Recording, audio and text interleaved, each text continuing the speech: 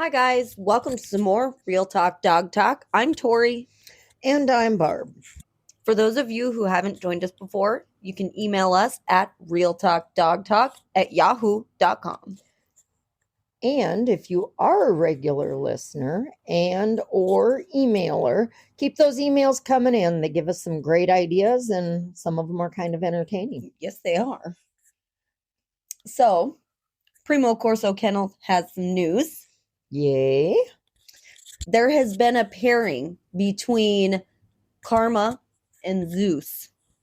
So I think beginning of March will be there will be confirmation on pregnancy, which I'd be surprised if there wasn't. Yeah, we like to witness the activity so that we are 100% sure this is going on. Yes, we make sure that there is a connection, so A to love speak. connection. Yes. Yeah. So and there was more than once. yes, they really love each other so much. So that'll be exciting news. Yes. I think I'm confident in saying that we should have some puppies out there start of April sometime. Yep. So always excited to see the cute puppies, and I don't want them, but I like visiting. She's lying. She wants to keep them all. Well, that's true. Yeah. It's a real problem, actually. We were actually just talking about JoJo. Yeah, because you were supposed to be fostering. Right. And then I said, yeah, it's okay. I'll just keep her. She said, yeah, I think we're both happy with that decision. Well, you look happy right now, so she's probably pretty content here. Yeah, but I have no more room now, so that's got to be it. This has to be. Yes. It has to be. Unless you're going to buy a bigger house or yard or whatever. Watch. Next thing you know, that's what you'll be hearing. I've moved. I'll come down here and there'll be no one around. What the heck? Where'd they go? Yeah, so that's an exciting announcement. And the puppies from their last litter, it was a smaller litter, but beautiful babies. Wonderful. Absolutely gorgeous. So and that the was sweetest exciting. dogs too. They really are. They're nice. So I know we had a topic picked out. Yes. And I'm going to override that today. Okay. And I know you've heard me mention this, but I have a young family who has been in communication with me. Okay. For, quite some time. I've heard from them a few different times. Mm-hmm. And they have 2 bulldogs. Okay. And they have an issue that they kind of keep kicking around. And I just thought, why don't we just talk about it? Okay. Yeah. I don't have permission to use their name, so I won't. Okay. But they have an issue, and I think I mentioned this story to you, but I don't know if you recall, but I just got another email from them, and they seem to have a problem with like neighborhood dog walkers, dog owners walking their dogs like up into their yard, and it almost seems to them as though they're taunting their dogs. Oh no. With the people who are walking their dogs, and they don't really know what to do about it. That that is a tough one, because initially you look at it and it's like, oh, you can't do anything. Well, there, you can. When people are in that situation, you can only do what you can with your dog and situation. That's right. I mean, you have no control over what other people are doing. And I know at one point they said that they thought maybe it was just in their head and people weren't really doing that. Sure. You don't know what they're thinking, what their motives are, anything like that. But you can control your own situation. Yeah. Yeah. And that's it can be frustrating. I live in a small town, so there's plenty of people who have dogs and walk theirs, and it's I'm not huge on walking mine. Because you're a couch potato. Well, that's a big part of it. Let's be honest. I just don't want to. Okay, we'll go in the yard and I'll throw something that you won't chase. Okay, Yeah. more accurate. So, we'll sit on the porch. I got a gate, so, I can sit on my front porch with the dogs. But being in the front yard, I don't know, what can and what kinds of dogs? Does that, make a difference? I don't think really. I mean, if they're actually feeling like their dogs are being taunted, I mean, it could be a poodle or a chihuahua. Right. For all, I mean, it really, I don't think they've never really mentioned that end of it. So, yeah. I don't think it really matters what the dog is that people are kind of pestering with. But, a few things do come to mind. And I mean, it might be an issue of teaching your dog to focus. Right. If people are up in your yard with their dog and you're in the house, that is actually a really good time to start some on the spot training. I should start doing that, actually. Yeah. As they're looking out the window, identifying that there's a dog in their yard and not liking it or being just overstimulated from it, you can take that opportunity to get some high value treats, something that they really love, a toy, and start getting that dog of yours to focus on you instead of even looking at the dog that's in the yard, walking by, whatever the case may be. And once you have that control inside your house, then you take it outside. Okay. Yeah. If the dogs are coming up to the fence while you're out there seeing it happen with your dogs, that's the time to, and it kind of borders on recall. I would say it's kind of in that same training range, but it is specifically used to distract them from dogs walking by or in their yard. Yeah. So then take it outside, start doing the, call them over and give them a treat. One thing I do is sometimes I don't make them earn the treat so much as I use the treat as a distraction. Like I continue to feed them the treat over and over and over so that they're not looking out the yard, but at you. So what are you? High value? You're the high value. Right. You have the treats. So what you're doing is, and this is just a method that I've used, just keep giving them that treat and talking to them and getting them to focus on you. Not even giving them the chance to be distracted, really. Right. And, where do you want your attention to be, little dog? Do you want it to be barking at them or over here with me where I have a pocket full of treats? Right. Because they don't got anything you want. Right. So it's, yes, you can call them back, have them sit, but then just continue to give them that treat because they're focused on you. I'll do that in my kitchen with my dogs is just get them to look at me and focus on me. And I give them a treat when they do that. Yeah. It's nothing that they're doing other than focusing on me. Right. And then once you have that connection where they realize you're the high value resource, treat, whatever, when you call them away from the fence or whatever the case may be in your yard, they're going to come to you and just totally not even pay attention to those dogs. Yeah. Because you've made yourself important. Yeah. If training is not real big focus for you, some things you can do is maybe plant some shrubs in front of your fence. Yeah. You can reinforce your fence so it's stronger. I mean, these bulldogs are pretty stout dogs. Yeah. So you don't want a flimsy fence that they could push over or lean into too much. I guess part of the reason I wonder with the size of the other duck, are they going to come into that yard and Mhm. is this person's fence enough for the dog on the outside? Right. This just came to me. So this may be a terrible idea. Let's hear it. But like the spray deterrents they have for dogs, like on the outside of a fence. Mm, Would that that's a possibility. I would have to look into that, but that may be an option. Yeah, that definitely could be.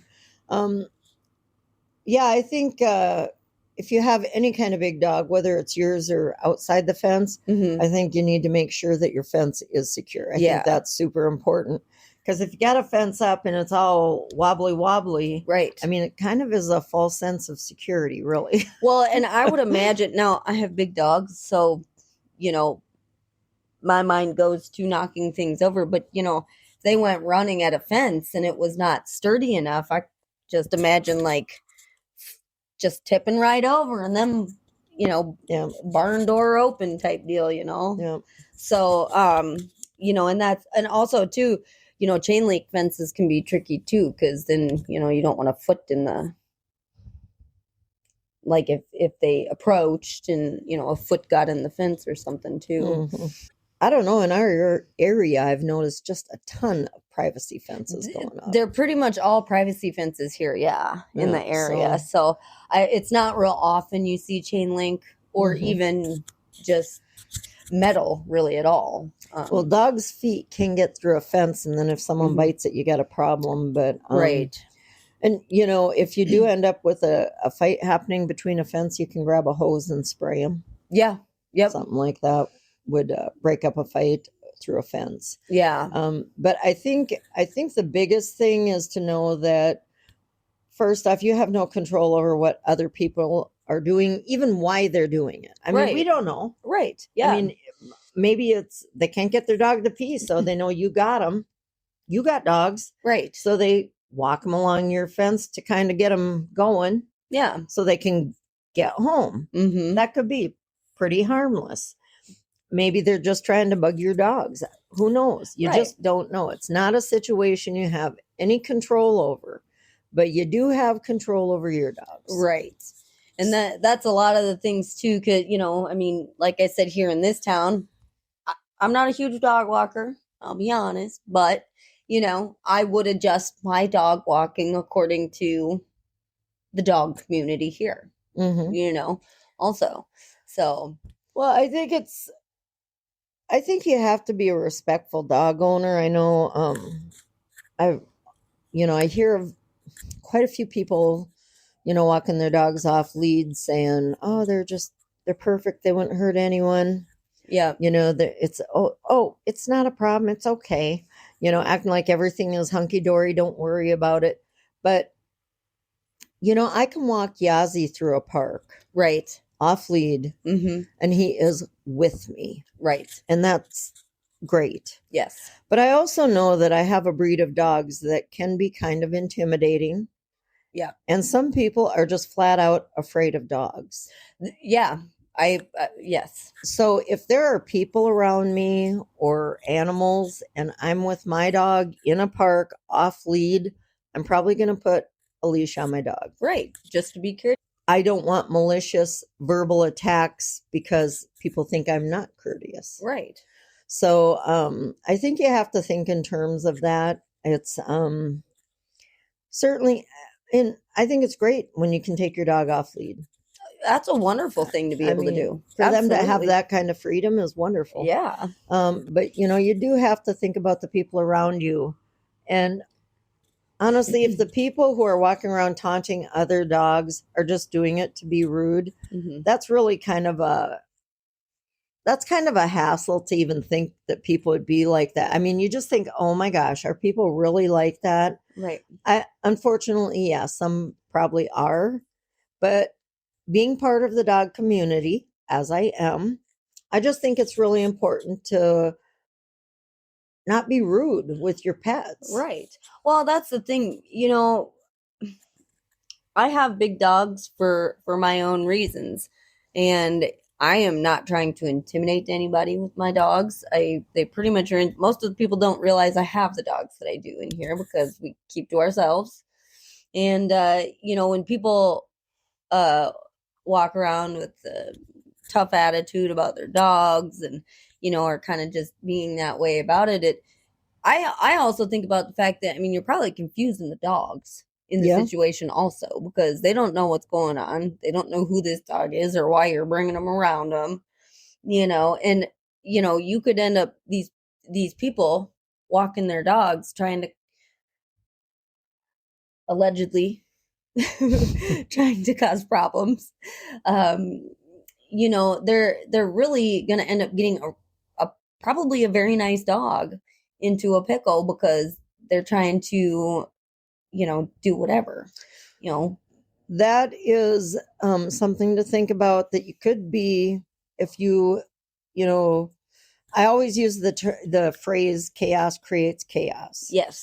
And if you are teaching a dog to behave in a chaotic manner as they're going past people's houses, you're going to build so much chaos and anxiety and aggression in the dog that you're putting that dog at risk for being put down. Right. And my feeling is, if you care at all for your own dog, to create that or encourage it is really a huge, huge mistake. It is. Dogs rely a tremendous amount on their owner for guidance and stability. And when they don't have that, I'm going to say it's your fault as the owner. I was also thinking, when you guys were young, we had large dogs. Yes. And we had, Great Pyrenees, Irish Wolfhound, Golden Retriever, Boxer. We had 3 boxers. And, I'm not a small person, but when you were, all 4 of you kids, when you were young, yes, I would not have asked you to walk our big dogs. Right. Yep. Now, as you got older, the boys were bigger than me. Right. Yeah. So I wasn't concerned about, they could walk the dogs because they were large. Yeah. And I think you need to make sure, I think including the family in dog walks is so great. I think way too many kids are sitting around on their phones and video games and whatever else, and they aren't getting outside. So it's great to have your kids out there walking the dog. It's a good interaction for them. Yeah. Great bonding, good exercise. But you have to make sure that the dog that they're walking is appropriate to their size and their strength. Well, I have Jim and Shiba Inu. Yes. So he's my little fella. And, I actually did used to take dogs for walks when my son was younger. And I guess I was more motivated then. I don't really know why that changed. You're getting old. Yeah, my knees. Anyway. So, but, I can take Enzo, my, Cane Corso, and Daedric can take Jim, the Shiba Inu. And he has no problem. Now, Daedric has never asked to walk Enzo. So maybe he's just smart enough to know that this dog is way bigger than me and it's not going to go well. Or, maybe he doesn't care to walk the big dog. I don't know. But either way. Or maybe he wants to sit on his stupid games. Well, that's probably true. Especially now. He's getting older, so he's too cool for the fun stuff with mom. So anyway, but yeah, he walks the dog that's appropriate to his size. Well, I think that is great to include your children in those activities. That's what pets are for. Yeah. But just make sure that they can handle the dog that they're walking. Or, I think about, even with me getting older, I have, quite a few large dogs. And I think, am I always going to be able to do that? I don't know. But maybe they'll just get old with me and we'll sit on the couch like you do. Yeah. See, I don't need to get old to do that. I can teach you the way. I can show you how. Oh, good. I'm a professional couch potato. Being a couch potato 101. That's right. Watch for it. Yeah. You got to get down the crisscross applesauce. Okay. Uh-huh. And then you have to have it big enough. So at least, well, these guys are stackable. Betsy and Jojo just kind of stack up on top of each other on the couch. So you don't need that big of a couch. Mm-hmm. You know, and then always have a spot for your remote and then your extra stuff, because you have to have things like. So basically you have your couch set up so you don't have to go anywhere for anything. That's right. Mm-hmm. I'm looking at you and I see a piece of pizza, a remote, a computer, energy drink. Why do you drink energy drinks? So I can stay awake doing so much. Uh-huh. Anyhow, yeah, so I do talk to these folks kind of periodically about their situation. And I just feel like we need to, just really focus on being a respectful dog owner. Anyhow, but if you do have problems with it, contact the professionals in your area. Absolutely. You can talk to trainers about ideas for handling your end of it, your dogs. The vet might have suggestions. Just do your research, your Googling. Absolutely. I just thought of this just now. It's happening a lot. It must be my energy drink kicking in. Yes. Go ahead. Dog groomers even might have some insight. I know they're not trainers, but they do deal with dogs a lot. So, well, and they deal with a lot of people in the dog community. Right. So they might know somebody who would have suggestions or. Yeah. Now, don't say everything they say is facts. My you know what? My groomer said so. Yeah. Like, be careful with that. But another resource for sure. So, ask the vet first. That'd be like saying my nail tech told me how to get a mortgage. Yeah. That's the person I would ask. Yeah. So anyhow, check with your professionals if you're having issues with this. If you're really having troubles in your community, talk to town people, town council, mayor, whoever the officials are, local law enforcement. Right. If it's becoming a bigger problem than you feel like you can handle. Again, I think you really need to be responsible dog owners and not raise that kind of problem. Right. But if it is something that you come upon, just make sure to do your research and check with the professionals in your area. Always. And again, if you have any questions or comments for us, you can email us at realtalkdogtalk@yahoo.com or comment down below. Also, don't forget, we are on YouTube. Go ahead and like and subscribe as well. I always forget that. I know. We're going to have to. I'm trying to remember. Right. So it's exciting. Yeah.